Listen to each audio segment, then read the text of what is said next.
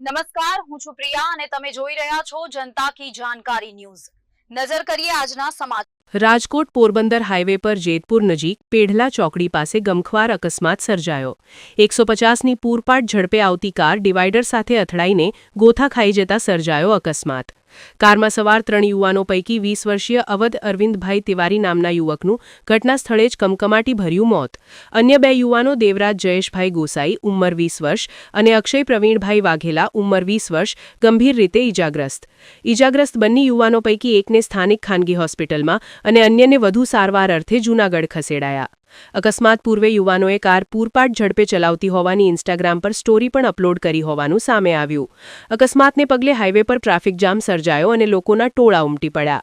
ઘટનાની જાણ થતાં જ જેતપુર ઉદ્યોગનગર પોલીસ કાફલો ઘટના સ્થળે દોડી જઈને વધુ તપાસ હાથ ધરી।